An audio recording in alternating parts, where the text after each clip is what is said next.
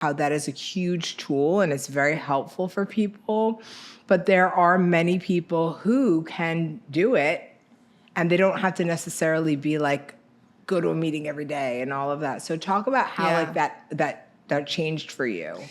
And I think this is important to talk about because, you know, the research that is out there now supports that there's more than one way to recover. And it also supports that one of the most helpful things about 12-step fellowships is the fellowship aspect. Well, right. Is the community aspect, right. And so if you can find a way to create community for yourself and enrich your life, that's what's going to be a really, really helpful part. Our relationships are what make our lives rich.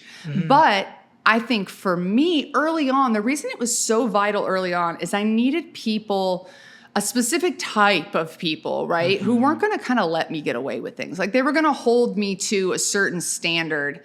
And that's why 12 Steps was useful for me in the beginning, especially.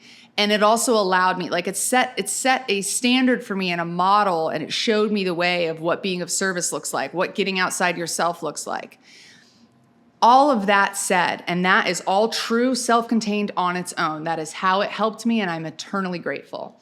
All of that said, there is sometimes a way that the principles are introduced that can feel for some people dogmatic or rigid. And that shouldn't be something that turns you away from recovery, sobriety, whatever. There are other recovery options now. There's, you know, as far as meetings and fellowship goes, there's Smart Recovery. There's Recovery Dharma. I go to Recovery Dharma. Like I really enjoy that there are other options out there for people. And so the thing is, I would hate for people to avoid 12 steps because of one specific reason or another to do with, you know, whether it's religion or whether it's like they see it as a cult or they see the people involved and they don't find it attractive in their area. Like I've heard tons of different reasons, right? From clients and from friends alike. But the one thing that I can say is that recovery can look different for different people. So like, let's say that you do go to 12-step meetings in order to get your feet under you. That doesn't mean that you're stuck there for the rest of your life. And yes, there's people who will tell you that and for some people that's true. For some people, if they stop going, it works well. Yeah. And for some people, if they stop going, that's like their bread and butter. And like that would be really detrimental for them.